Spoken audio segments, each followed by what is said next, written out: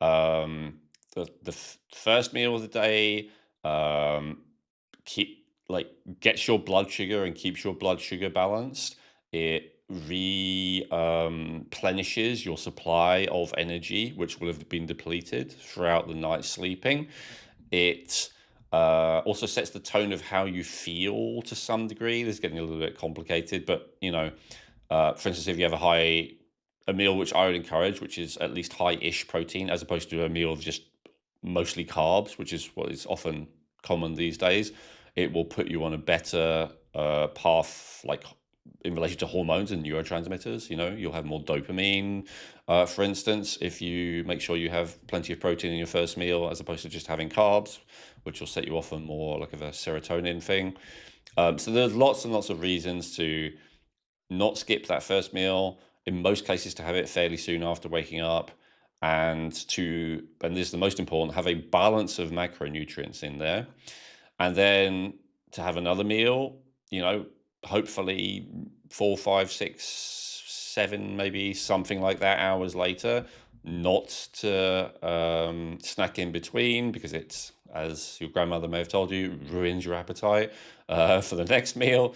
And then probably, unless you are trying to lose weight, if you're trying to lose weight, then probably like the last meal will be the smallest meal. Maybe you'll skip that last meal. But if you're going to skip any meal, it would be that last one.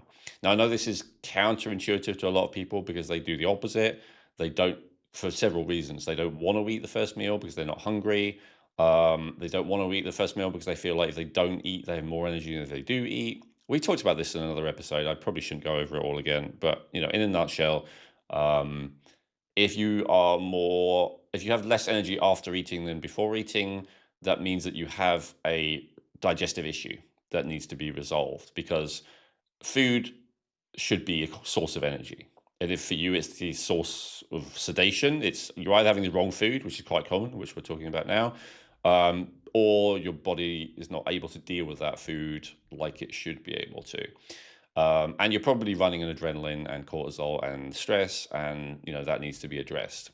And so, I know this is supposed to be more for practitioners. So for practitioners, my opinion would be to guide people on that. And probably the category of people who I speak to are the most guilty of this actually is practitioners, like especially doctors. They're often skipping meals and all the rest of it. So you're gonna have to like maybe preach something different than you practice if if you want to help your clients.